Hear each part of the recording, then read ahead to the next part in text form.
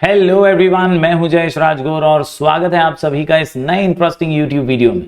दोस्तों, हम पढ़ रहे हैं क्लास 12th का पॉलिटिकल साइंस और ये है चैप्टर नंबर 2 की कॉन्सेप्ट्स एंड इश्यूज सिंस 1991। ये है ग्लोबलाइजेशन का दौर।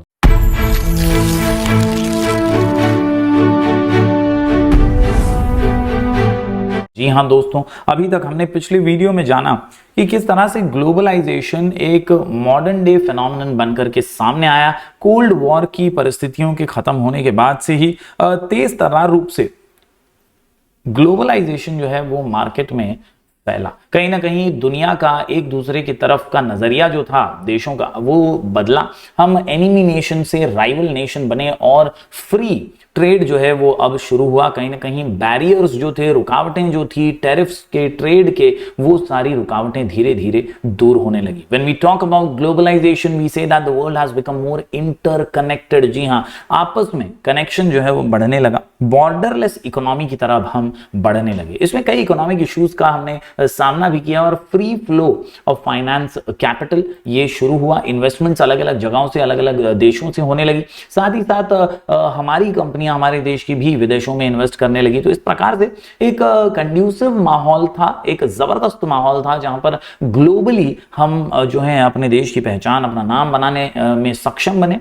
हमारे लोग बाहर पढ़ने जाने लगे, बाहर के लोग यहां पर बिजनेस करने आने लगे। आज इंडिया एक बहुत बड़ा मार्केट बन पाया है, तो वो ग्लोबलाइजेशन की ही देन है। तो इस प्रकार से कई अलग अलग चीजें हमने पिछले वीडियो में जानी। हमने कई एग्जांपल्स देखी ऑफ इंडियन इन्वेस्टमेंट्स अब्रॉड, जैसे कि आप देख सकते हैं टाटा का जैगुआर लैंड रोवर यूके में आज भी बिकता है और ओएनजीसी विदेश लिमिटेड ये वियतनाम में भी चलती है। तो कहीं ना कहीं ऐसी हमारी कंपनियां हैं जो विदेशों में जबरदस्त निवेश कर चुकी हैं। साथ ही साथ अगर बात करें फॉरेन इन्वेस्टमेंट्स इन इंडिया के एग्जांपल्स की, तो यहां हमने देखा कि माइक्रोसॉफ्ट जैसी कंपनी भारत में अपने पैर जमाए हुए है। साथ ही साथ नेस्ले इंडिया ये भी बहुत फेमस बाहर की कंपनी है जो हमारे यहाँ बिजनेस करती है, व्यापार करती है। तो अलग अलग तरीके से ग्लोबलाइजेशन जो है वो स्लोली एंड स्टेडीली आगे बढ़ रहा है। अनदर चेंज दोस्तों that has occurred in the area of trade is the use of container cargo ships.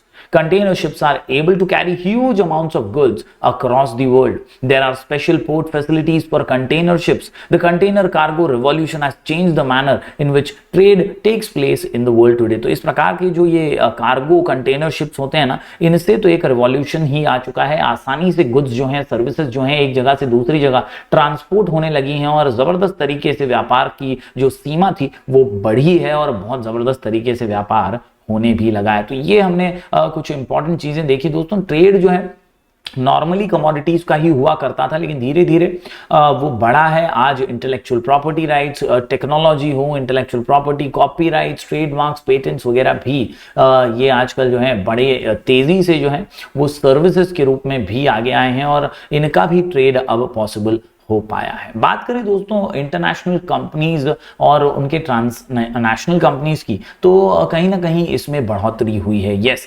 Rise of transnational companies. Transnational का मतलब ही होता है मल्टीनेशनल कंपनीज, एमएनसीज जिसे हम कहते हैं दोस्तों। ये मल्टीनेशनल कंपनीज जो थी 1990s के बाद से गवर्नमेंट ने अपना कंट्रोल थोड़ा सा ढीला किया और लोगों को मौका दिया अलग अलग देशों में निवेश करने का। There was limited scope for private sector during the course. जब 1990 से पहले की बात करें तो प्राइवेट सेक्टर का स्कोप काफी कम हुआ करता था, लेकिन globalisation has changed this situation. Globalisation ने इस सिचुएशन को चेंज कर दिया है। We have seen the growth of private companies. Companies that used to operate within the nation started operating in foreign lands as well. तो कहीं ना कहीं हमारे देश की कंपनियां विदेशों में जाकर बिजनेस करने लगी, फॉरेन लैंड्स में ऑपरेट करने लगी।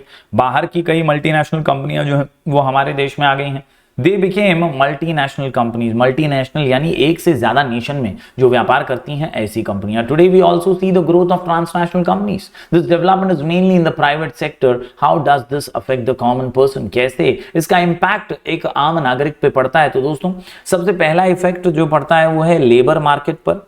क्योंकि अगर हम देखें तो हमारे भारतवर्ष में भी पहले जो आमतौर पर सैलरीज हुआ करती थी वो 4-5 हज़ार रुपए सैलरी हुआ करती थी, लेकिन मल्टीनेशनल कंपनीज के आने के बाद से इसमें एक जंप देखने मिला। लेबर का जो प्राइस था वो थोड़ा सा बढ़ा, इंक्रीज हुआ। हालांकि वो उन लोगों के लिए, उन कंपनीज के लिए तो आज भी कम ही है, सस्ते में लेबर इंडिया में मिल जाता है, लेकिन हमारे लोगों को 15,000 20,000 ये स्टार्टिंग सैलरी आजकल मिलने लगी। तो ये एक बड़ा बदलाव लेबर मार्केट में देखने मिलता है। There is a migration of skilled and semi skilled labour from one country to another. कई बार हमारे देश का ही उदाहरण लें तो यहां से कई लोग दुबई में, कुवैत में, सऊदी में काम पर जाते हैं। कई लोग ऑस्ट्रेलिया, अमेरिका, लंदन जैसी जगहों पर भी काम पर जाते हैं, पढ़ने के लिए भी जाते हैं। तो skilled unskilled semi skilled labour का जो है वो एक जगह से दूसरी जगह जाना आसान हो पाया। For example, these companies recruit both skilled and semi skilled employees. There is a lot of skilled and semi skilled Indian labor working in West Asia, Africa, United States, Europe, etc. इसी तरह से growth हो पाया private sector का और तेजी से इसने इंपैक्ट भी किया है। The growth of private sector has also increased employment in the service sector. Various services like providing catering, delivering of goods, transport etcetera are being provided. तो कहीं ना कहीं दोस्तों कोशिशें बहुत की जा रही हैं कि ग्लोबलाइजेशन के इस फिनोमेनन को आसानी से खत्म होने ना दिया जाए। ये बेहतर है, एक नया पर्याय है, नया विकल्प है जिससे दुनिया तेजी से आगे बढ़ रही है और तरक्की की उड़ान भर रही है। तो बात करें आगे अगले इंपैक्ट की, तो अगला इंपैक्ट ये है कि यहां पर स्मॉल इंडस्ट्रीज और शॉप्स पे एक नेगेटिव असर भी देखने मिलता है। जी हाँ, सिक्के के जिस तरह से दो पहलू होते हैं, तो यहाँ कुछ अच्छा तो है ग्लोबलाइजेशन की वजह से, लेकिन बुरा भी है। हमारी जो लोकल कंपनियां होती हैं, छोटे शॉप्स होते हैं, छोटे दुकानदार, छोटे व्यापारी होते हैं ना, इनको बहुत तगड़ा कंपटीशन फेस करना पड़ता है। वड़ा पाव वालों को, मैकडॉनल्ड को फेस करना पड़ता है। कहीं ना कहीं छोटी कंपनियों को बड़ी बाहर की फॉरेन कंपनियों को फेस करना ही पड़ता है। ऐसे में कुछ टिक पाते हैं, कुछ बिखर जाते हैं, और ये ग्लोबलाइजेशन का एक नेगेटिव इफेक्ट माना जाता है। Second impact is seen on the small industries and shops. They have to face competition from the big multinational companies. Shops and small industries that are efficient are able to compete. For example, we have seen big grocery stores and malls in cities, but despite these, the small shopkeepers, vegetable and fruit sellers continue to attract the client. इसके अलावा this is because they provide the necessary services to the people. तो अगर आप अच्छे हैं आपके काम में, आपकी सर्विस में, तो शायद आप टिके रहें, अच्छे से कंपटीशन फेस भी कर लें, लेकिन कई बार ऐसा नहीं मुमकिन हो पाता। तीसरे इंपैक्ट की बात करें दोस्तों, तो ये है अगला खतरनाक सा असर। A third impact is on the agricultural sector. Today farmers are able to sell their goods directly to the companies. आज ये पॉसिबल हो पाया कि किसान जो हमारा बेचारा तड़पता है, सही दाम के लिए बेचारे को बहुत प्रॉब्लम्स फेस करनी पड़ती है, वो किसान भी आज अपने गुड्स को डायरेक्टली कंपनियों को बेच सकता है। Multinational companies have brought in new technology and opened up markets for Indian agricultural products. और इसी से एक तेज तर्रार किसानों को अच्छे दाम मिलने का जो एक नया पैंतरा है वो शुरू हो पाया है। For example, India exports marine products, meat, rices, spices, cotton, fresh fruits and vegetables, sugar, coffee, groundnut, cashews etcetera. ये चीजें जो हैं, इनका आयात निर्यात जो है देश से वो बढ़ा है और जबरदस्त तरक्की हमने इसमें हासिल की। तो यहां पर दोस्तों मैंने आपको बताया किस तरह से इकोनॉमिक इश्यूज में हमने अलग अलग मुद्दों के बारे में बात की। अगले कॉन्सेप्ट पे अगर पहुंचे तो ये है कुछ पॉलिटिकल इश्यूज जो ग्लोबलाइजेशन के बाद या ग्लोबलाइजेशन के दौर के दौरान जो हैं वो देखने मिले। कहीं ना कहीं देशों ने अपने नजरियों को बदला है, देशों ने अपने पर्सपेक्टिव्स को बदला है, राजनीतिक रूप से बहुत जबरदस्त बदलाव देखने मिला है। तो यहां पर दोस्तों आपको थोड़ी सी राजनीति की रोटियां सेकनी है। Political issues in the context of globalisation mainly focuses on the following. सबसे पहला, इंपॉर्टेंस ऑफ डेमोक्रेसी। जी हां, महत्व समझ में आया है कि यार जमहूरियत क्या होती है, डेमोक्रेसी क्या होती है। या पहले कैसा होता था, राजाशाही थी, डिक्टेटरशिप थी, ऑटोक्रेसी थी, एक आदमी का सब कुछ चलता था। जैसे हिटलर जैसा उदाहरण ले लें तो वो जैसा बोलते थे वैसा ही होता था, ज्यादातर एक ही व्यक्ति की सत्ता चलती थी देश में।